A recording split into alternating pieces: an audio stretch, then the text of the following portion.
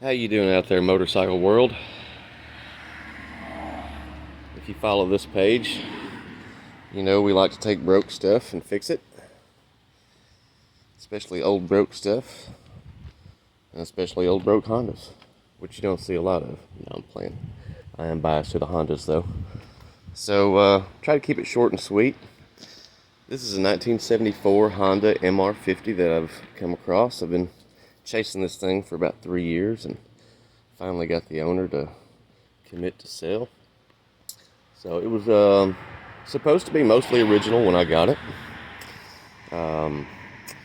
Fenders were a little busted up. Seat cover was worse for wear. You know, a 1974 model bike,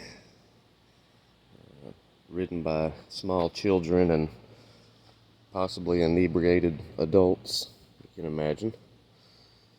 So anyway, we've we've done a pretty good job on a restoration. It's not a show restoration, so to speak, but it's a necessary restoration as far as the engine was pretty worn.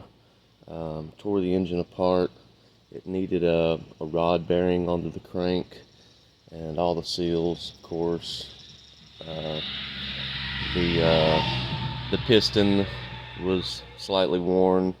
Cylinder had some wear. So at this point, it's got a rebuilt crank with a Honda OEM rod bearing and Honda OEM crank bearings. It's got a Wiseco 0.75 over piston. The cylinder was bored to the exact piston. All new Japanese seals. Everything was everything in this bike that I could put into it is either true new old stock Honda or from companies like REMX and the Vintage Honda guy. They sell what's licensed reproduction or new old stock Honda parts. So the fenders are from REMX, the seat cover from REMX. All my engine stuff is from the Vintage Honda Mini guy. So as far as I know, not 100% I'm reading this date code right, but on the front tire you can see it's cracked up pretty bad. I'm not going to waste a lot of time looking for this date code again on this tire, but I'm pretty sure it said 1973 on the tire. It's pretty interesting. So it does have a new tube in it and it holds air, so I thought it was pretty cool to leave the tire on. Everything else I just kind of cleaned up. The gas tank was painted orange without the black stripe. Must have been some time ago. Seems like an air dry enamel, possibly something like that. I did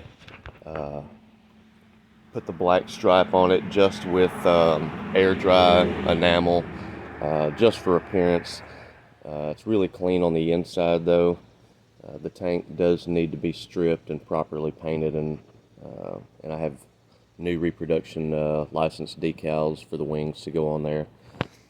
The frame was totally disassembled all the way down to even the foot pegs. The springs and pin were taken off, things like that. All the hardware was cleaned. All the cases were cleaned up nice. Carburetor has new main jet and all the little pieces that are available for it. The exhaust that's currently on it is the one that was on it when I got it. It's missing the heat shield, and you can see the bolts are broken off. But I actually found a really nice exhaust online, and it's on its way. It should be here in a couple days, but I couldn't help but go ahead and crank this thing. The only thing I have done as far as running this motor is after I assembled it and got all the wiring hooked back up, I put some fuel in the cylinder and kicked it over just to make sure it would fire, but it hasn't been ran. So that's what we're going to do today. We're going to do a real quick crank up, and we're just going to warm it up, and this is a 2-stroke with the newer modern style piston. So We're going to do a crank up for just a couple of minutes and a couple of heat cycles on it.